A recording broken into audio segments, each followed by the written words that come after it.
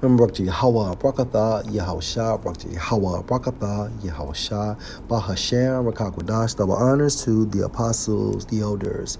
Salutations to you, sincere brothers, teaching in truth and in sincerity. Lesson will be entitled It's Over. Source Business Insider. Article entitled Inflation is so bad people are buying pigs and chickens to save on groceries and even holding off on getting tattoos, published 1 day ago. Key points: Americans are combating still high prices by getting creative to procure essentials. Some are buying pigs for meat and others are looking into raising chickens for cheap eggs. While the U.S. is still not in a recession, you're right, the current economy is still leaving workers squeezed. Right now, Americans are facing the fallout of the still strange economy. Layoffs are dominating the news, prices are staying high, but a recession is still nowhere in sight. But while the labor market is booming and economists are less concerned about a downturn that provides little relief for Americans who are not seeing pay keep up with inflation. With credit card debt mounting, savings shrinking from fill in the blank, and consumer spending down, the Wall Street Journal reports that some people are getting creative and making their dollars stretch further. Benjamin DeLong, a customer account manager in Minnesota, told the Journal that his savings had fallen from $3,700 from government fill-in-the-blank stimulus to 3 cents. DeLong, alongside other families, actually purchased some pigs last year. Their cut of the ultimate meat came to about 150 pounds per the Journal, which DeLong said has saved them around $500. With egg prices soaring and nearly doubling in some states, consumers are also taking matters into their own hands. In Southern California, farmers told Fox 5 San Diego that more and more people are coming to them asking to buy chickens, many of them first-time chicken owners, hoping to get their own eggs and beat grocery store prices. In Houston, people are buying and even renting chickens for their fresh eggs, according to the Houston Chronicle. Meanwhile, a fill-in-the-blank tattoo boom that left piercers and tattoo artists awash clients and bookings might be slowing as well. Mikael Anderson, who owns New York-based First Class Tattoo, told both the Journal and the Washington Post that he's seen an uptick in cancellations, including customers who have to cut off sessions meant to last days because they needed either a shorter appointment or had to save more before moving forward. The possibility of a downturn, coupled with still high inflation, is also prompting some Americans to shake up their hairstyles.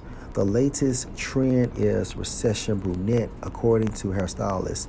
Warmer toned hairstyles, which are cheaper and require less maintenance, are making a comeback.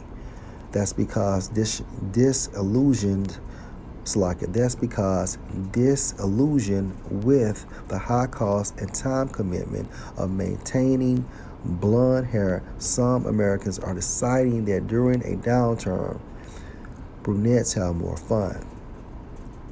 The Recession Brunettes Insider spoke to say they would be keeping their hair brown until economic conditions improved. So we see that inflation is wiping away the middle class, okay? And this is all prophetic. Again, Revelation 13 and 16. And he calls all, both small and great, rich and poor, free and bond, to receive a fill-in-the-blank in their right hand or in their foreheads. And as you can see, small and great, rich and poor, no middle, okay? And while the U.S. is still not in a recession, the current economy is still leaving workers squeezed. And guess what? The potential end result of the squeeze is to get the people to receive what?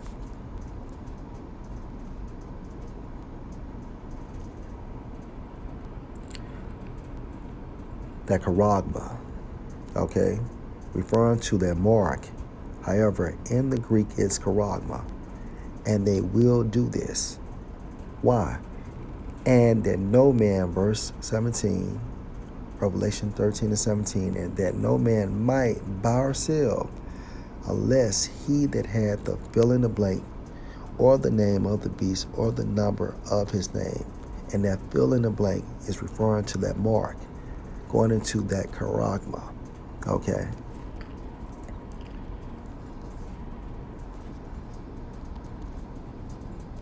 And the only ones that will not receive the mark that Yahweh Ba'ashem Yahushua cares about is the elect of Israel. Okay. Ecclesiastes chapter 12, verse 3. In the day when the keepers of the house shall tremble.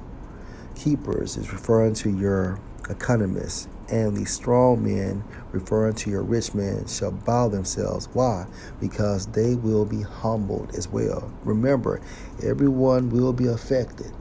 Okay, everyone is being affected now. All right, and it starts with what?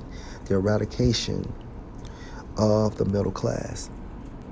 And the grinders cease, because there are few, and those that look out of the windows be darkened. And that's the reason why you have people, especially in America, cutting back, okay? Buying chickens and renting chickens and buying pigs and switching up hairstyles and, not having extra curricular activities in order to save money. And it's going to get much worse. This squeeze is going to get much worse. Okay, and we see the squeeze coming. And guess what? We will be protected, Lord will. Okay. Last precept.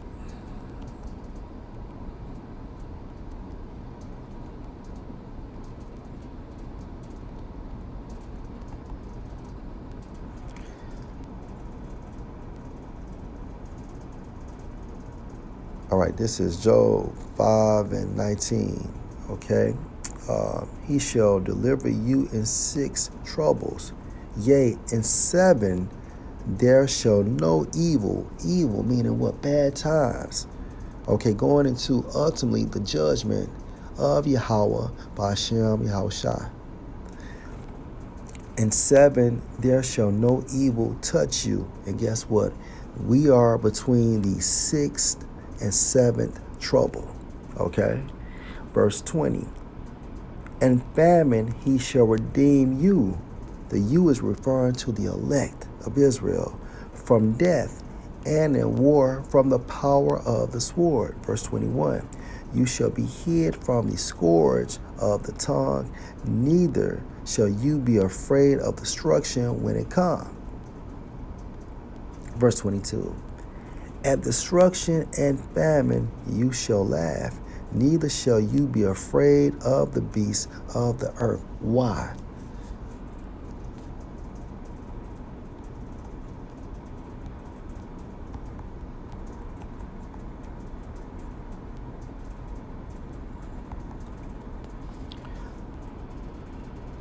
Isaiah 33 and verse 6.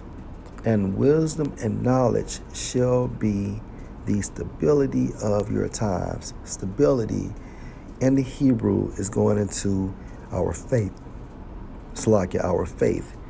And strength of salvation, for the fear of the Lord Yahweh is his treasure.